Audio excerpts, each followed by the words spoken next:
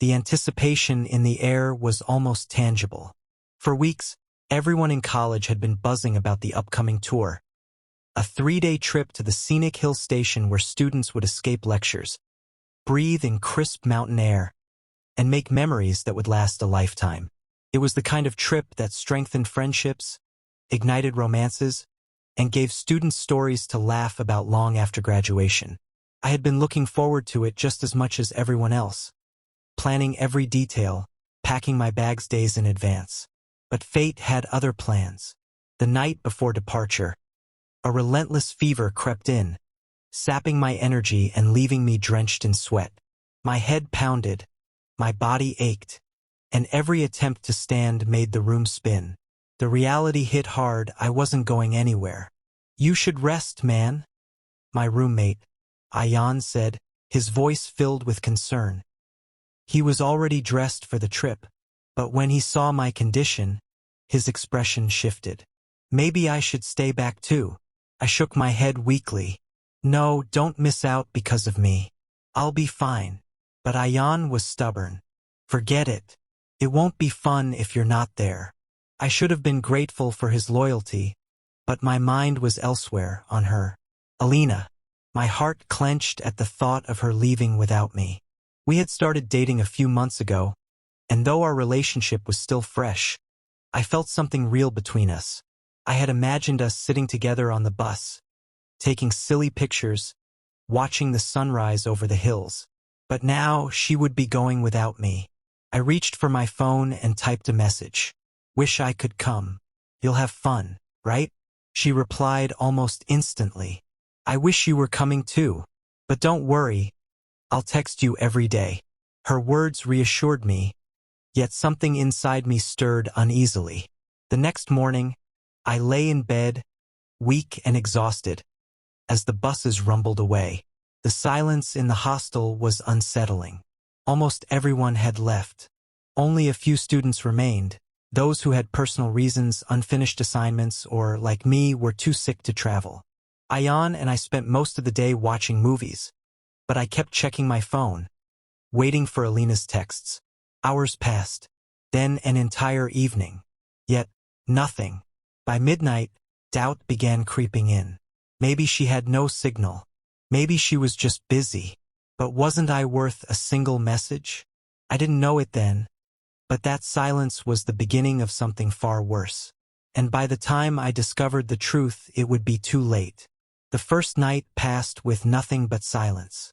I kept my phone by my side, expecting at least a goodnight text, but the screen remained dark. I told myself it didn't mean anything. Maybe Alina had fallen asleep early, exhausted from the journey. Maybe the network was spotty in the mountains. But as the second day rolled in, my patience wavered. I sent another message. "Hey, how's the trip?" Hours passed. No reply. Ayan noticed my restlessness. "Still nothing?" he asked, watching as I checked my phone for the 10th time that hour. I forced a laugh. She's probably just busy. But was she? During lunch, I scrolled through social media, looking for updates. My heart clenched when I found a post. One of our mutual friends had uploaded a group photo from the trip. There was Alina, standing at the center, smiling under the bright afternoon sun. She looked happy. Too happy. But it wasn't the smile that unsettled me. It was the way she stood close to someone else. A guy I barely recognized. He had his arm around her shoulder. I stared at the screen, my appetite vanishing. Maybe it was just a casual pose. Maybe I was overthinking. But something about the image gnawed at me. "She looks like she's having fun," Ayan commented, glancing at my phone. His voice was careful, as if weighing his words. "But, you okay?" I nodded quickly, brushing off the unease. But inside, my mind was spiraling. As evening fell, I checked my messages again. Still nothing. It had been over 30 hours since she last responded. I tried calling. It rang twice, then went to voicemail. Ayan, ever observant, sighed. "Man, I hate to say this, but something's off." I clenched my fists. Maybe her phone died. Maybe, he said, but his tone lacked conviction. That night, sleep eluded me. I kept refreshing her profile, waiting for a sign. Any sign that I was still on her mind. Instead, I found another picture. This time it was a candid shot. The same guy from earlier sitting beside her by the bonfire. Their heads tilted close, their laughter frozen in time. They looked like a couple. My stomach twisted. My mind screamed for logic, for patience, but my gut whispered something darker. This wasn't just silence. This was a choice, a deliberate act of forgetting. And the worst part? I was starting to fear I already knew why. By the time the buses returned, I was a storm waiting to break. Every unanswered text, every ignored call, every photo that chipped away at my trust had built up to this moment.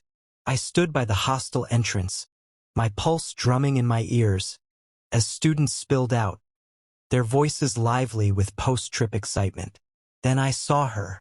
Alina stepped off the bus, laughing at something the guy beside her said. The same guy, the one from the pictures, the one whose presence had filled the void she had left in our conversations. For a moment, I just watched. Maybe I wanted to see if she would notice me, if guilt would flicker across her face. But when her eyes met mine, all I saw was casual indifference, like I was just another face in the crowd. That hurt more than I expected. I stepped forward. Alina! She blinked in surprise, as if realizing for the first time that I existed. Oh, hey. That was all she had to say after ignoring me for days? After making me doubt every moment we had shared? I clenched my jaw. No texts, no calls, not even a message to check if I was okay. Her expression wavered, but only for a second. I was busy. The trip was a lot. I scoffed. Yeah, I saw. Seemed like you had plenty of time for someone else. A shadow of annoyance crossed her face. You're being dramatic. I pulled out my phone and held up the photo. The one of her by the bonfire, leaning into him, laughing like nothing else in the world mattered. Explain this. Her gaze flickered to the screen, then back to me. No guilt, no remorse, just a slow sigh, as if she were tired of playing along. Look, I didn't plan for this to happen. We just connected. And I realized something. A cold dread settled in my chest. What?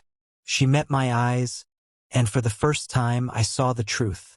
Unapologetic, brutal, final. I think I'm happier with him. The world blurred for a moment. It was strange how 5 words could shatter everything. I opened my mouth, but there was nothing left to say. What could I even ask? If she ever meant the things she told me? If I had ever really mattered? She didn't wait for a response. With a careless shrug, she turned back to him, their laughter already merging into the crowd. Ayan appeared beside me, his expression dark with anger. She's not worth it, man. I swallowed the lump in my throat. Maybe not, but the betrayal still burned, and I knew one thing for certain. I wasn't going to be the one left in pieces. The days that followed felt like walking through the wreckage of something once beautiful. Everywhere I turned, I saw reminders. Her favorite cafe on campus, the park bench where we used to sit, the late-night texts that once made me feel special. But now, those memories felt like ghosts, whispering of a love that had never truly been mine. Ayan never left my side. He didn't offer empty words or false encouragement. He just stayed, silently pulling me through the worst of it. You dodged a bullet, he said one evening, tossing me a can of soda. You just don't see it yet. I didn't believe him. Not then. But time has a way of revealing what emotions try to hide. Days turned into weeks, and with each passing moment, the pain dulled. I stopped checking her social media, stopped wondering if she ever thought about me. Instead, I poured myself into things that mattered: studies, fitness, my own ambitions. I refused to let her betrayal define me. Then one evening it happened. A message from her. Hey, can we talk? I stared at the screen, a slow smirk forming. I peeking over my shoulder, let out a low chuckle. Didn't take long, huh? I didn't respond. Not right away. I wanted her to wait, to feel even an ounce of the uncertainty she had forced me through. Hours passed before I finally typed back. Why? Her reply came fast. I made a mistake. Of course she had. The guy she had left me for? He had moved on. He had never planned to stay. And now she was crawling back, realizing too late what she had thrown away. But I wasn't that same broken-hearted fool anymore. So did I wrote back. I trusted you. Then, without hesitation, I blocked her. Ayan clapped me on the back, grinning. Now that was satisfying. And for the first time in weeks, I laughed. Because he was right. I had won.